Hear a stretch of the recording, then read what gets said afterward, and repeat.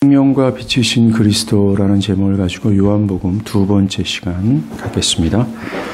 오늘 본문에 요한복음의 가장 중요한 두 가지 주제가 나옵니다. 그게 바로 생명과 빛입니다.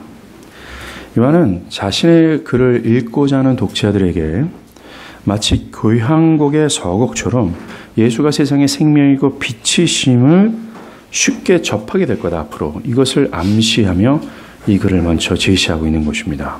먼저 생명에 관해서 보겠습니다. 요한은 이 요한복음에서요, 매번 생명을 예수와 관련해서 설명을 합니다. 그리고 그가 모든 남자와 여자에게 생명을 공급하셨고 지금까지 공급하고 계심을 강조합니다. 요한복음은 처음 부분과 이 끝부분에 이 주제를 거론해요. 시작 부분이라 볼 수 있는 오늘 본문 4절에 그 안에 생명이 있었으니 라고 할 때 그가 누굽니까? 바로 말씀이신 그리스도예요. 그 안에 생명이 있었으니 생명은 사람들의 빛이라. 그리고 결론 부분이라고 말할 수 있는 요한복음 20장 31절에서 오직 이것을 기록하면 너희로 예수께서 하나님의 아들을 그리스도이심을 믿게 하려 하며 또한 너희로 믿고 그 이름을 힘입어 생명을 얻게 하려 함이니라. 이 요한복음의 책의 시작 부분과 끝 부분에 생명이 그리스도와 관련되어 있으며 예수가 생명의 공급자임을 말하고 있다는 겁니다. 마치 이 책의 두꺼운 표지가 앞과 뒤가 있는데 이 표지에서 이 얘기를 하고 있다는 것입니다. 그리고 이 책을 들여다보면 말입니다. 동일한 내용을 아주 자주 언급합니다. 요한복음 14장 6절에서도 예수가 생명의 공급자임을 선언해요. 예수께서 이르시되 내가 곧 길이요 진리요 생명이니 나로 말미암지 않고는 아버지께 올 자가 없다 라고 말합니다. 요한복음 5장 40절에서도 그러나 너희가 생명을 얻기 위하여 내게 오기를 원하지 아니한도다 하면서 인간들이 생명을 얻으려고 그에게 오지 않는다라는 것을 말씀하시며 그러면서 요한복음 10장 28절에서 예수는 그에게 나오는 자들에게 내가 그들에게 영생을 주노니 영원히 멸망하지 아니할 것이요 또 그들을 내 손에서 빼앗을 자가 없느니라 라고 해요. 즉 예수를 믿는 모든 자들에게 예수는 영원 불멸의 생명을 주시는 자라고 말해요. 요한복음 10장 10절에서도 도둑이 오는 것은 도둑질하고 죽이고 멸망시키려는 것뿐이요 내가 온 것은 양으로 생명을 얻고 더 풍성히 얻게 하려 하는 것이다. 그 외에도 요한복음 말입니다. 이 생명이란 단어를 35번 언급을 해요. 특별히 살린다, 살려내신다라는 동사까지 합하면 50번 이상 이 생명의 단어를 거론합니다.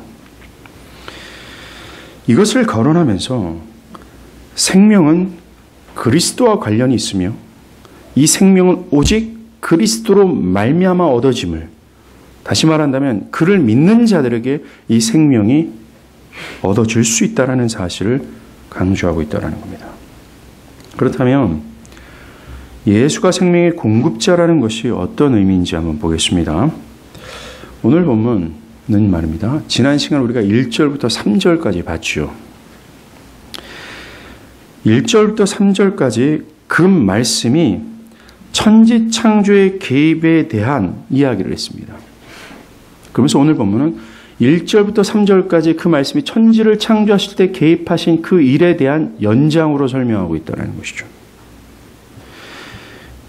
1장 3절에서 만물이 그로 말미암아 지은 바 되었다라는 것을 말한 이후에 4절에서는 더 구체적으로 지금 온 세상에 살아있는 모든 존재들의 생명도 그 말씀이신 그리스도로 말미암아 주어졌다 이 얘기를 하는 겁니다.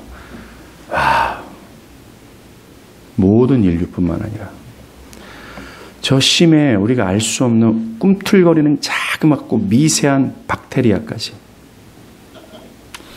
그 모든 생명은 그리스도로 말미암아 공급되어졌다라고 얘기하는 겁니다. 요한이 1절에서 태초의 말씀이 계시니라 라고 하면서 창세기 1장 1절에 태초에 하나님이 천지를 창조하시느니라 라고 하면서 창세기 때로 거슬러 올라갑니다. 이 창세기 이 기사와 1절부터 4절까지의 기사를 순차적으로 오버랩 시켜요. 그래서 요한은요, 1절부터 오늘 보면 5절까지, 1절부터 5절까지 이 창세기 1장과 2장에 있는 기사와 내가 연결해서 말하고 싶다라는 것을 의도적으로 얘기하고 있다는 겁니다. 창세기 때로 거슬러 올라가 이것과 오버랩 시키는 거죠. 창세기 기사를 상기시키면서 3절과 4절에서 만물이 그로 말미암아 지은 바 되었으니 지은 것 하나도 그가 없이 된 것이 없느니라. 그 안에 생명이 있었으니 이 생명은 사람들의 빛이라 언급하는 겁니다. 말씀이신 그리스도가 천지창조의 주체였음을 말하죠. 우리는 이미 이 사실을 창세기를 통해서 잘 압니다. 그리고 하나님께서 무생명의 상태, 이 무생명의 상태에 있는 것들에게 생명을 공급했다라는 것 또한 우리는 알고 있습니다. 그와 마찬가지로 요한은 사람의 육체적인 생명도 하나님이 예수로 말미암아 주셨다, 이 얘기를 하고 있는 겁니다. 이 사실에 대해서 창세기로 거슬러 올라갑니다. 창세기 2장 7절에요. 여호와 하나님이 땅의 흙으로 사람을 지으시고 생기를 코에 불어넣으시니 사람이 생명이 되니라.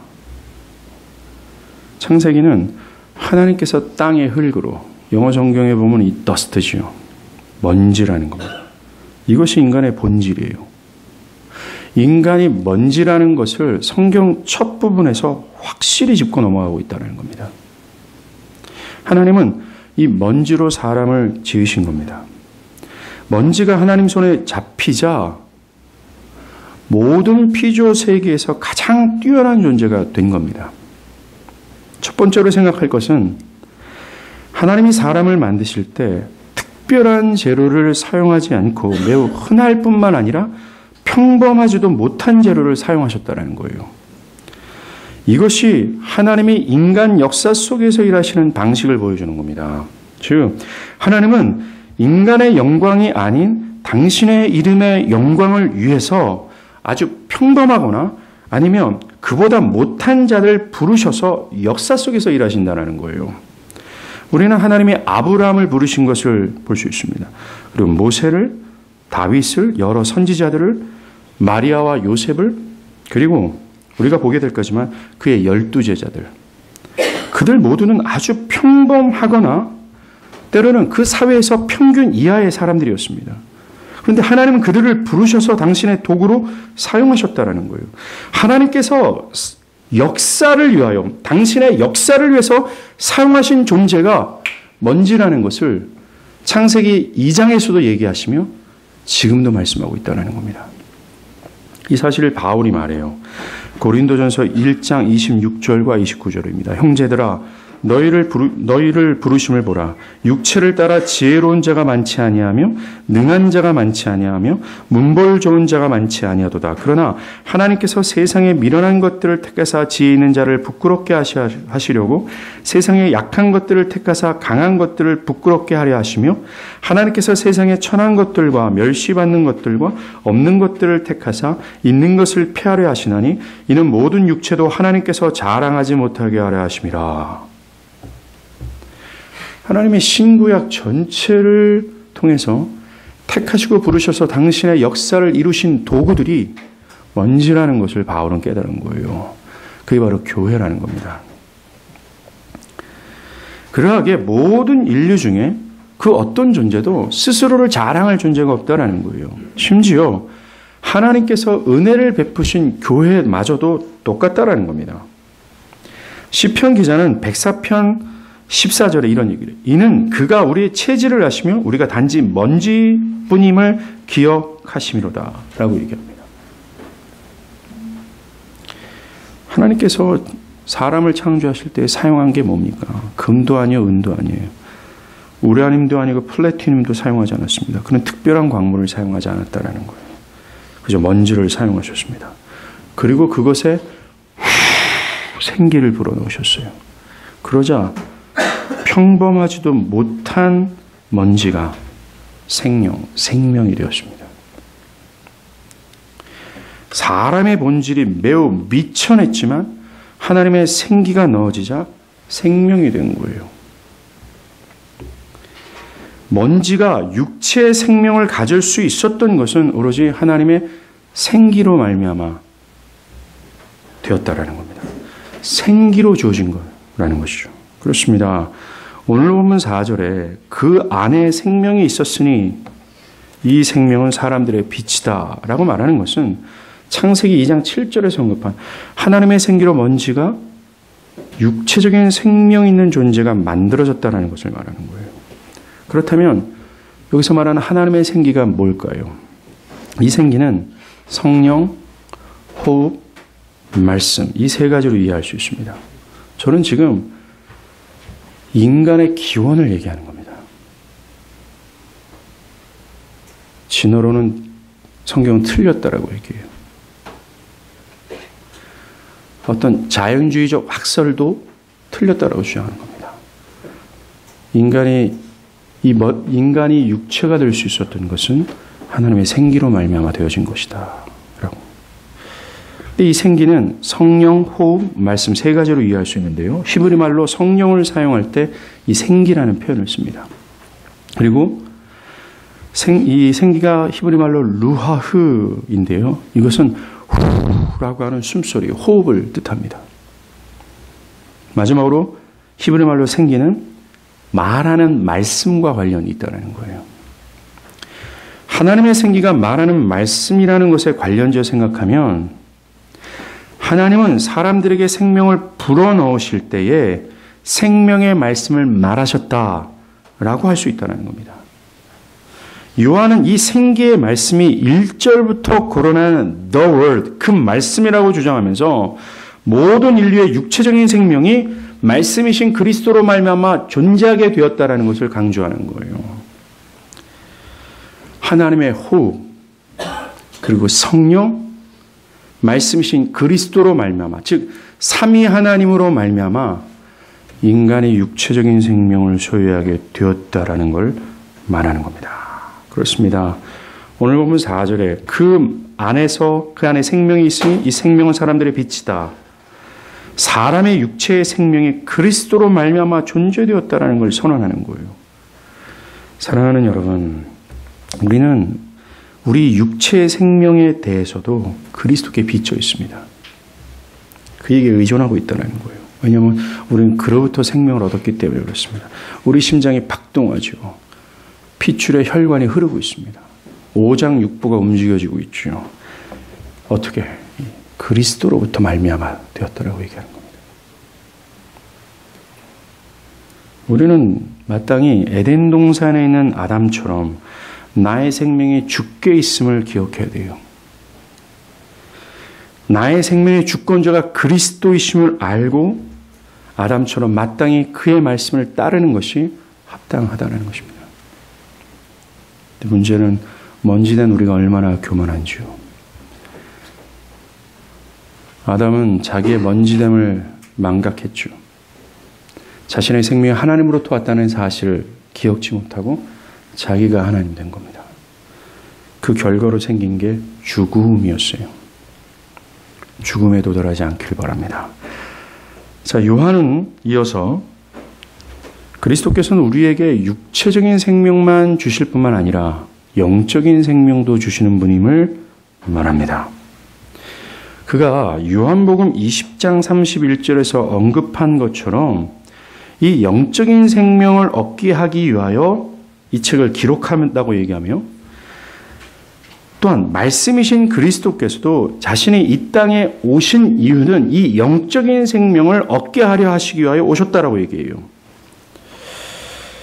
이것이 중요하게 하나님은 당신의 하나밖에 없는 아들을 보내셨고 그 아들 대신 예수는 하늘의 영광을 버리고 십자가에서 죽을 만큼 엄청난 희생의 값을 지불하셨다는 겁니다.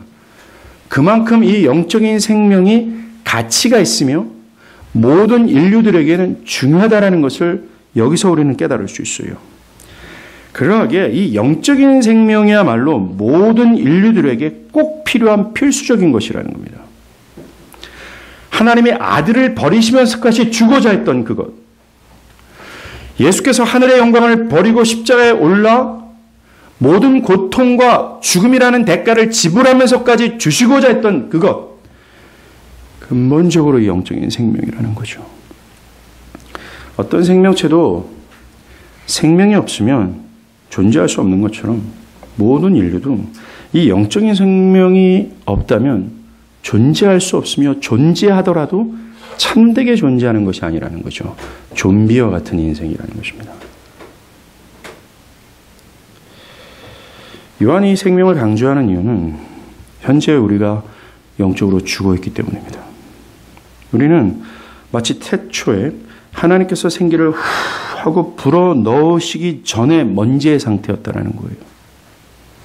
하나님에 대해서 아무런 반응도 할 수 없는, 하나님을 영화롭게 하거나 하나님의 말씀을 순종하거나 또 그 하나님을 사랑하거나 그 무엇보다 하나님을 기뻐할 수 있는 그 어떤 반응도 할 수 없는 죽음의 상태에 있었다는 거예요. 우리는 반드시 나와 모든 보편적인 인간이 이러한 상태에 있다는 사실을 알아야 돼요. 이것을 모르는 한 절대로 예수만이 줄 수 있는 이 영적인 생명에 대해서 필요성을 느끼지 못합니다. 내가 죽어 있다는 사실을 깨달아야 그 생명을 갈망할 거 아니에요. 근데 이것을 모르는 한 갈망하지 않을 뿐만 아니라 결국 이 생명을 얻으려 하지도 않을 거라는 겁니다. 바울은 에베소 교회와 자신이 그리스도를 믿어 이 생명을 취하기 전의 상태를 얘기해요. 즉 그리스도를 믿어 영적인 생명을 얻기 전에 모든 보편적인 인간의 상태가 어떠한지를 얘기하는 겁니다. 그들은 영적으로 죽어 있고 하나님을 저항하고 있다라고 얘기하죠. 우리가 잘 아는 에베소 2장 1절에서 6절의 말씀입니다. 여러분은 전에 허물과 죄로 죽어 있습니다.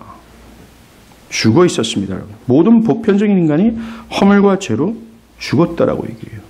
그러면서 죽어 있는 사람들의 모습을 묘사하기 시작합니다. 그때에 죽었을 때 너희는 그 가운데서 행하여, 즉 허물과 죄 가운데서 행했다라고 얘기해요.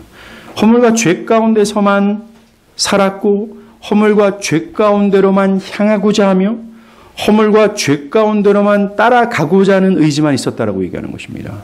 그러면서 구체적으로 묘사하죠. 이 세상 풍조를 따르고 공중권세 잡은 자를 따랐으니, 이 공중권세 잡은 자를 누구라고 얘기합니까? 지금 불순종 아들들 가운데 역사하는 영. 전에는 우리도 그 가운데서 육체의 욕심을 따라 지나며 육체와 마음에 원하는 것을 하여 다른 이들과 같이 본질상 진노의 자녀였다라고 얘기하는 겁니다. 즉 허물과 죄로 죽어있는 모든 보편적인 인간, 즉 그리스도를 믿어 영적인 생명을 취하기 전에 있는 모든 인간의 상태가 본질상 진노의 자녀라고 얘기해요. 허물과 죄 가운데만 행하고자 하고 그런 의지만 발휘한다라고 얘기합니다. 그러면서 그들은 철저히 자기 중심성이 함몰되어 자기가 원하는 대로 자기의 육체의 욕심에 따라만 살아가고자 한다라고 얘기해요. 모든 보편적인 인간의 상태가 어떻습니까? 철저하게 참된 생명이신 하나님을 향한 의지가 없어요. 오직 세상 풍조와 공중권세 잡은 자, 즉 마귀만을 따르고 그들을 향하고자 하는 의지만 있다고 강조하지 않습니까? 그리스도에게서 떨어져 있는 사람 누구나 철저히 참 생기가 되신 하나님을 향하지 않아요. 하나님의 말씀을 따르려 하지도 않고 따를 수도 없는 죽음에 있습니다. 영적인 심장이 없는 거죠. 그들이 향하고 있는 것은 영원하고도 비참한 죽음이에요. 그들은 죄로 인해 완전히 죽어 있습니다. 죽어 있는 존재가 아무것도 할 수 없는 것처럼 죄로 죽어 있는 인간은 스스로 죄와 허물에서 자신을 구원해낼 수 없어요. 마치 성전 미문에 앉아있는 안진뱅이가 자신의 힘으로 성전에 들어가 하나님을 찬미할 수 없었던 것처럼 말입니다. 그들에게는 생명이 필요합니다. 이것이 왜 우리가 거듭나야 되는지를 말해주는 겁니다. 성령으로 거듭난다는 것은 예수를 믿음으로 말미암아 하나님으로부터 새로운 생명을 획득한다는 거예요. 죽었던 그들의 영적 생명이 살아난다는 겁니다. 인간이 죄와 허물로 죽어 있다는 것은요, 시체가 오래돼서 부패한 상태다라고 말할 수 있다는 겁니다. 그것처럼. 살아날 가능성도 없는 완전 부패의 상태. 마치 죽은 나사로가 죽은 지 사흘이 지났죠. 예수께서 나사로의 누이들에게 무덤에 돌을 옮기라라고 하자 마르다가 뭐라고 얘기합니까? 주님, 죽은 지 4일이 지났습니다. 냄새가 날 정도입니다. 완전히 부패해서 썩었다라고 얘기해요. 살아날 가능성이 없다라고 합니다. 그러나 예수가 어떻게 합니까? 큰 소리로 나사로야 나와라! 라고 하자 어떻게 됩니까? 나사로야 나오라! 하자 그 부패한 시체에 생명이 심겨지기 시작해요. 박동하는 거죠. 이거는 그리스도의 제자들만 본 게 아닙니다. 그리스도를 죽이려고 모의했던 종교 지도자들과 평범한 모든 사람들이 나사로가 죽음 가운데서 살아나는 것을 역사적 사실로 봤어요. 더 웃긴 건 봐도 안 믿었다라는 겁니다. 그럼 무덤에서 나오는 거예요. 이 그리스도로부터 분리된 모든 사람들은 이 죽은 나사로의 상태와 똑같습니다. 완전히 부패했어요. 가능성이 없습니다. 믿을 수도 없어요. 그들은 영원한 죽음을 향할 수밖에 없는 그런 처져 있는 겁니다. 그리고 그들이 살아가고 있는 것은 죽음이 가득한 무덤이라고 그래요. 그들에게 영적 생명이 필요해요. 이 영적 생명이 어디서 왔다고 해요? 그리스도로부터 왔다 그래요. 그는 세상의 생명이라는 겁니다. 우리가 기대해야 될 것이 바로 이 그리스도예요. 그리스도만이 이 영적인 생명을 전달할 수 있는 유일한 생명이기 때문에 그렇습니다. 그분이 기원이라고 얘기하고 있어요. 우리가 죄로 죽어 있기에 하나님은 우리에게 생명을 주시고자 아들을 보내신 겁니다. 우리가 허물로 죽어 있기 때문에 그는 아들을 보내셔서 십자가에서 우리의 죄를 대속시키신 거예요. 그래서 그 생명 취하고 하나님을 알고 하나님을 향하여 하나님을 최상의 기쁨으로 여기는 끝도 없는 만족을 누리도록 하셨다는 겁니다. 생명이 넘치도록 말이죠. 우리가 이 영적인 생명을 얻기 위해서 나아갈 곳은 하나입니다. 그리스도밖에 없어요. 여러분들이 누군가를 위해서 기도하시죠. 기도할 때 여러분들이 기대할 수 있는 것은 그리스도밖에 없습니다.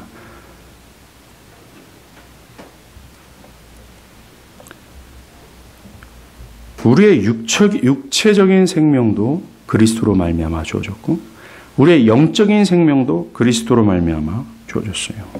우리는 이 생명을 다루는 데 있어서 두 가지 진리를 더 알아야 됩니다. 첫 번째는 하나님께서 예수를 통해서 주시는 이 생명은 말입니다. 단순히 이 땅에서 살아가는 데 필요한 생명이 아니라는 겁니다. 그리고 이 생명은 잃어버리거나 사라지는 생명이 아니라는 거예요. 예수님도 자신의 생명을 그 누구도 빼앗을 수 없다라고 얘기하지 않습니까? 이 생명은 영원한 생명입니다. 결코 잃어버리거나 사라지지 않는 생명이라는 거예요. 예수를 믿음으로 얻게 되는 생명은 하나님과 영원히 함께하는 생명이며 끝나지 않는 생명입니다. 이 영원한 생명이란 끝이 없는 생명, 하나님의 생명을 뜻해요. 어떤 사람들이 생각하는 것처럼 이것은 잃어버릴 수 있는 생명이 아닙니다. 만약에 그것이 잃어버릴 수 있는 생명이라면 성경에서는 영원한 생명이라고 얘기하지 않죠. 만약 어떤 사람들은 수십만 년 아니면 수백만 년 동안만 살고 이 생명은 사라진다고 얘기하는 경우가 있어요. 만약 그렇다면 이것은 영원한 생명이 될 수 없습니다. 그저 이것은 수백만 년만 사는 생명이 되죠. 만약 또 하나님께서 수백만 년 동안 살고 그 다음에 그 생명을 연장시키기 위해서는 어떤 기준이 세워질 것이다라고 생각한다면 그것 또한 영원한 생명이 아닙니다. 하나님은 그저 수백만 년만을 살 생명을 주신 게 아니에요. 그는 우리에게 영원한 생명을 주신 겁니다. 영원하면서 끝나지 않는 생명을 주신 거예요. 사도 요한은 요한일서 5장 11절에 또 증거는 이것이니 하나님이 우리에게 영원한 생명을 주신 것과 이 생명이 그의 아들 안에 있는 그것이니라 라고 말하지 않습니까?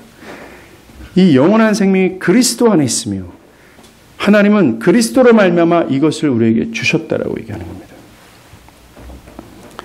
그리고 두 번째 우리가 생각할 것은요. 하나님이 주신 이 영적인 생명은 그저 영원히 사는 생명이 아니에요. 뭔가 이 세상 이후에 펼쳐질 생명을 얘기하는 것이 아닙니다. 이 생명은 우리의 현재 상황 속에서도 충분한 만족을 누릴 수 있는 풍성한 생명이라고 얘기해요. 요한복음 10장 10절에 내가 온 것은 양으로 생명을 얻고 더 풍성히 얻게 하려 하는 것이다 라고 말하지 않습니까? 불행한 것은 많은 신자들이요. 그들이 가지고 있는 영원한 생명을 풍성한 생명이라고 여기지 않는다는 겁니다. 주님은 충분한 만족을 누릴 수 있는 풍성한 생명을 주셨건만 그들은 이 생명을 그저 비참하고 불평스러운 삶을 살아갈 수밖에 없는 것처럼 보여주고 있다는 거예요. 이 풍성함을 누리지 못한다는 겁니다. 아닙니다. 신자는 다른 사람들에게 이 풍성함을 나눠줄 수 있을 정도로 풍성한 생명을 지닌 자로 살아가는 존재들이에요. 이 풍성함을 시편 기자가 노래해요. 시편 23편 1절에서 3절. 여호와는 나의 목자시니 내게 부족함이 없으리로다. 그가 나를 푸른 풀밭에 누이시며 쉴만한 물가로 인도하시는도다. 내 영혼을 소생시키시고 자기의 이름을 위하여 의의 길로 인도하시는도다. 그리스도 안에 있는 신자들이 노래하는 풍성한 생명입니다. 생명은 부족함이 없다라고 얘기해요. Why? 하나님이 언제나 어디서나 생명이 있는 자들을 돌보시기 때문이다라고 얘기합니다. 하나님은 생명을 갖고 있는 자들이 어떤 필요를 느끼지 못할 정도로 그들에게 만족을 주시는 분이라고 얘기해요. 사랑하는 여러분, 양이 언제 바닥에 눕는 줄 아십니까? 그리고 언제 먹고 마시는 줄 아십니까? 시편 23편 얘기해요. 그가 나를 푸른 풀밭에 누이신다라고 얘기해요. 양이 눕기 위해서는 부드러운 풀밭이 필요합니다. 큰 풀이 아니라 굉장히 작은 풀이에요. 부드러운 풀밭에 그는 누울 수 있어요. 근데 그 부드러운 풀밭으로 눕게 하기 위하여 누가 인도한다라고 얘기해요? 목자가 인도한다라고 얘기합니다. 그럼 그들은 언제 먹고 마시는 줄 아십니까? 양들이 먹을 수 있는 풀은요, 좀 길게 성장한 풀이에요. 근데 그거를 누가 인도하신다고 얘기합니까? 목자가 인도한다라고 얘기해요. 시편 기자가 말하듯 우리의 목자 되신 예수님은 우리를 누울 수 있는 최상의 상태로 인도하시고 때에 따라 먹이신다는 거예요. 우리의 앉고 일어섬을 아실 뿐만 아니라 실제적으로 앉고 일어서고 인도하시고 보호하신다라고 얘기하고 있어요. 우리가 소유하고 있는 이 생명, 이거는 목자 되신 하나님 때문에 영원히 잃어버리지 않게 될 겁니다. 영원토록 그 하나님으로 말미암아 이 생명은 충분한 만족 가운데 그것을 누리도록 우리를 인도하실 거예요. 근데 이게 그리스도로부터 온다라고 얘기합니다. 그 다음 우리는 두 번째 큰 주제로 넘어갑니다. 오늘 본문 4절에 그 안에 생명이 있었으니 이 생명은 사람들의 빛이다 라고 얘기하는 겁니다. 즉 우리가 앞에서 언급한 그리스도로 말미암아 얻어지는 영적이면서도 이 영원한 생명이 사람들에게 빛이 된다라고 얘기하는 겁니다. 그리스도가 주시는 생명이 사람들에게 빛이다라는 것이죠. 그렇다면 여기서 말하는 빛이 뭘까요? 빛은 기독교 안에서요, 깨달음을 얻게 하도록 내면에 비추는 조명이라고 얘기해요. 하는 이것을 빛이라고 얘기합니다. 즉 빛이란 어둠 안에 있는 사람의 내면에 어떤 정체를 밝힘으로 그것을 선명하게 알도록 하는 지혜, 총명이 된다는 거예요. 이것을 적용하면 예수 안에서 주어지는 생명은 사람들의 마음에 깨달음을 주는 조명이다라고 얘기하는 겁니다. 생명이. 그 생명은 그동안 어두워서 깨닫지 못하고 보지 못했던 내면 안에 그 어떤 것을 깨닫도록 하신다는 거예요. 빛이 된다는 겁니다. 어떤 것을 깨닫게 하실까요? 그 생명이. 그 생명이 조명하는, 그 생명이 빛으로 비춰주는 그 깨달음이 과연 뭘까요? 그것은 요한이 예수를 말씀으로 호칭한 것과 맥을 같이 합니다. 예수는 사람들에게 아버지 하나님의 영광을 드러내시기 위한 계시의 존재로 왔어요. 그렇습니다. 예수는 사람들에게 하나님 아버지를 알리시는 거예요. 그분의 긍휼함, 사랑과 은혜의 풍성함, 그분의 전능하심, 그분의 영광스러움을 알리시는 존재로 이 땅에 오신 거예요. 즉 빛으로 오셨다라고 얘기합니다. 어둠 가운데 그 하나님의 존재를 모르고 있는 자들에게 그 하나님을 조명하는 빛이 된다라고 얘기하는 거죠. 그리스도께서 이 땅에 오시기 전에 이 땅은 어둠이었습니다. 즉 하나님을 알지 못하고 하나님의 존재를 깨달을 수 없고 인지할 수 없는 지혜와 총명이 없었다라는 거예요. 그래서 하나님을 알 수가 없었습니다. 그저 그 어둠 가운데 방황했을 뿐이에요. 그게 전에 저와 여러분이었습니다. 그런데 예수가 왔어요. 그리고 그는 모든 믿는 자들에게 생명을 주셨고 그 생명을 얻은 자들은 그 생명이 빛이 돼서 그리스도의 얼굴에 나타난 하나님의 영광을 깨닫게 되는 겁니다. 그 생명을 얻어서 그동안 알지 못했던 하나님을 알게 되는 거예요. 어둠 가운데 있었을 때는 그들이 보고 있는 이 모든 사회가 그들이 하나님이었습니다. 그런데 그리스도로 말미암아 얻어진 생명으로 말미암아 참된 것이 무엇인지를 깨닫게 되는 거죠. 자신의 하나님이 과연 자신의 하나님이 누구인지를 인지하게 되고 그것이 최고의 가치며 최고의 기쁨이라는 사실을 깨닫게 되는 거예요. 그러하기에 사실 그리스도 안에 있는 생명을 얻은 자만이 하나님을 알 수 있습니다. 그분의 말씀을 깨달을 수 있어요. 어떤 교회를 다니지 않는 분이 말입니다. 이렇게 말할 경우가 있어요. 나는 하나님을 그래도 믿습니다. 거짓말입니다. 불가능해요. 그리스도를 믿어 그 생명을 얻을 때만이 그것이 빛이 되어 영광스러운 하나님을 알게 해요. 그리스도로부터 말미암아 얻어지는 생명이 있어야 그것이 빛으로 조명되어 하나님의 말씀을 그제서야 깨닫게 되는 겁니다. 그전에는 몰라요. 하나님의 뜻을 수용하고 그것을 깨달아 그 뜻에 복종하는 것도 그리스도를 믿지 못하면 못한다는 겁니다. 이걸 바꾸어 말하면 그리스도의 말씀을 그리스도의 뜻을 수용하고 하나님의 말씀을 수용하지 못하고 그 말씀에 별 의미를 얻지 못하고 그 말씀의 진정으로 변화되지 못하고 있다면 그 사람에 필요한 게 뭡니까? 생명이에요. 생명이 있어야 됩니다. 그 생명이 누구에게 있다라고 얘기합니까? 그리스도 안에 있다라고 얘기해요. 곧이어 5절은요. 그 빛이 어둠 속에서 비치니 라고 말합니다. 그 빛을 비춰주는 생명의 기원자 되시는 예수가 비추시니 어디에서요? 어둠에서 라는 겁니다.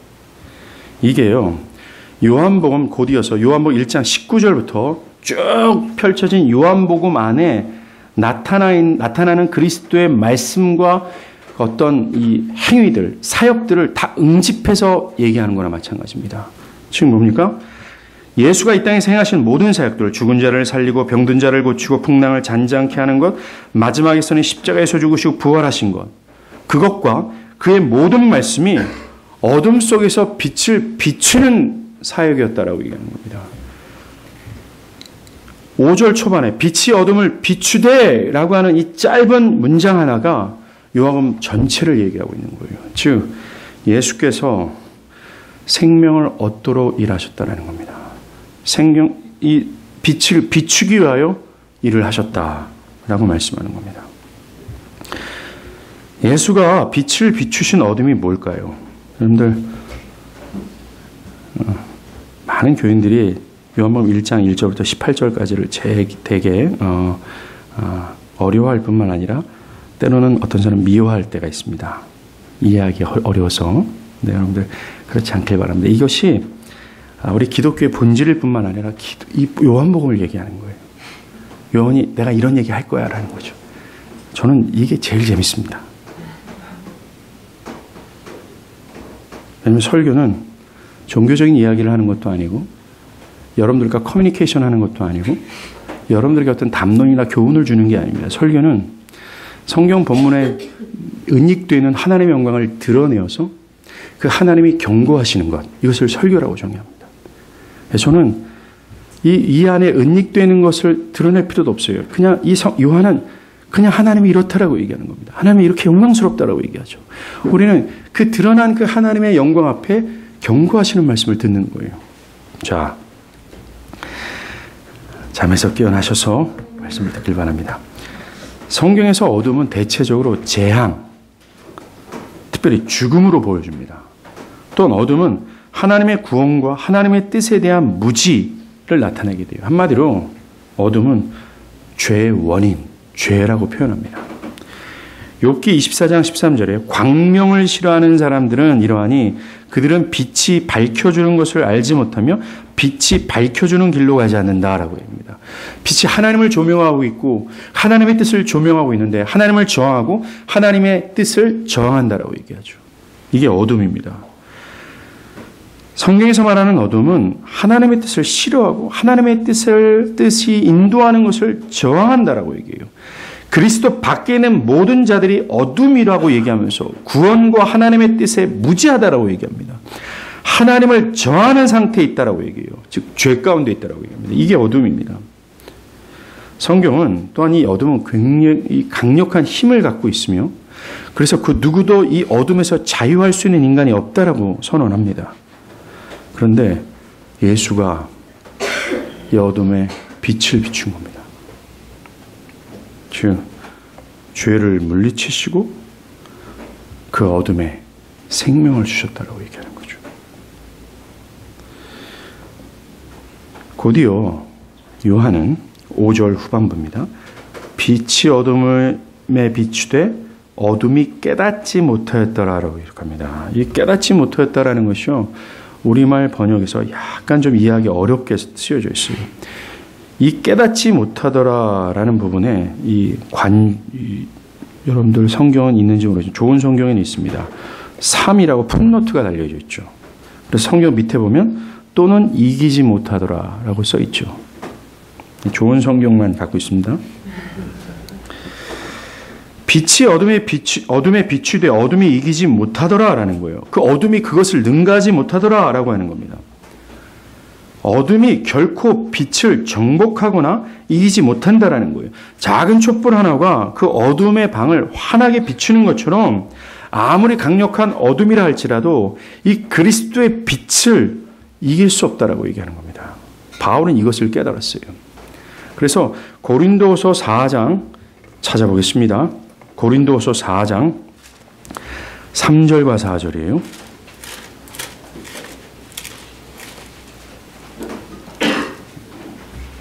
고린도후서 4장 3절과 4절입니다.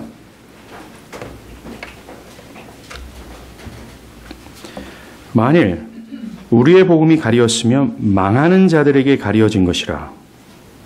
그 중에 이 세상 신이 믿지 아니하는 자들의 마음을 혼미하게 하여 그리스도의 영광의 복음의 광채가 비치지 못하게 한다라고 얘기합니다. 즉 사람들에게 어둠을 가져다주는 주체가 누군지를 설명하죠. 이 세상 신이라고 얘기해요. 마귀라고 얘기합니다. 그들이 그들의 정신을, 마음과 정신을 혼미하게 해서 그리스도의 빛을 차단하고 있다라고 얘기해요. 죄 가운데 있는 겁니다. 그런데 6절이 중요합니다. 4장 6절이요. 어두운 가운데 빛이라 말씀하셨던 그 하나님께서, 이게 언제 말씀하신 겁니까? 성경에 창세기 1장이죠. 완전 흑암의 상태에 있는 지구예요. 재앙과 죽음이죠. 어떤 생명도 없는 그 지구를 향해서 하나님이 빛이 쓰라 라고 말씀하셨어요. 그것을 여기까지 쫙 소급하고 있는 겁니다. 바울이요. 그러면서 그 하나님께서 예수 그리스도의 얼굴에 있는 하나님의 영광을 아는 빛을 우리 마음에 비추셨다라고 하는 겁니다. 마귀가 정신과 마음을 혼미하게 해서 그들을 철저히 그 어두운 가운데 묶여 있었어요. 그런데 그 하나님께서 빛이라 말씀하신 것처럼 그리스도의 빛이 그들을 조명하실 때 어떻게 됩니까? 사람의 마음에 하나님의 영광을 아는 지식이 생겨난다고 얘기해요. 지혜가 생겨난다고 얘기합니다. 요한은 자신이 기록하고 있는 모든 예수의 행적들, 말씀들, 그게 그저 사면화된 게 아니다. 그저 기록인만이 아니다. 그것은 사람들의 내면 안에 있는 모든 어둠을 물러가게 해서 그들을 하나님께로 돌이키게 하는 능력이다. 이걸 말하고 싶어 하는 겁니다. 하나님을 알지 않을 뿐만 아니라 알려고 하지도 않는 그들의 내면을, 하나님의 말씀을 저하고 있는 사람들의 어둠을 한순간에 물러가게 하도록 하는 능력임을 말하고 싶어 하는 거예요. 그 어둠이 결코 이 빛을 이길 수 없다라고.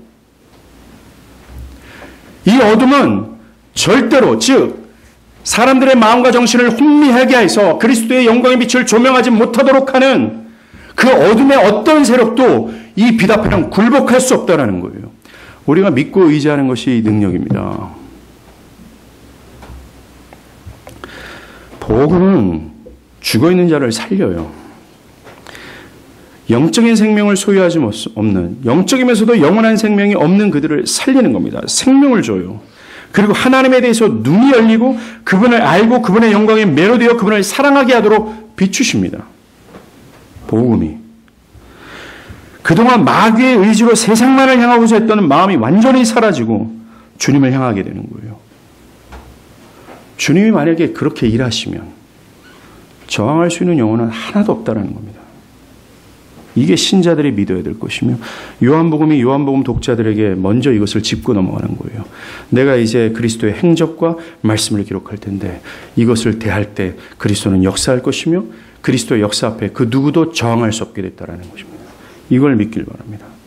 복음이 승리할 거라는 거예요. 다음 주 우리가 새생명 전도주의를 하잖아요. 바라기는 그 예배 가운데 생명이신 그리스도의 역사가 있기를 기도하십시오. 그리고 그분이 비추시는 거예요. 그래서 그들이 하나님을 알지도 못하고 하나님을 인지하지 못하는 그 어둠 가운데 있는 사람들이 그리스도의 생명을 얻음으로 말미암아 하나님을 보게 되는 겁니다. 이런 역사가 있길 바랍니다. 저는 every Sunday 이것을 위해 기도하고 있습니다. 저와 여러분뿐만 아니라 모든 인류들에게 필요한 건 오직 그리스도예요. 생명이고 빛이 되신 그리스도라는 겁니다. 주님께서 말씀하시지 내가 길이요 생명의 진리니까 나로 말미암지 않고는 그 누구도 하나님께 갈 수 없다라고 말했잖아요. 죄의 짐에서 자유케 되기 위해서 가야 되는 겁니다. 영적이면서도 영원한 생명을 얻기 위해 가야 돼요. 하나님을 알고 기뻐하기 위하여 그분께 가야 되는 겁니다.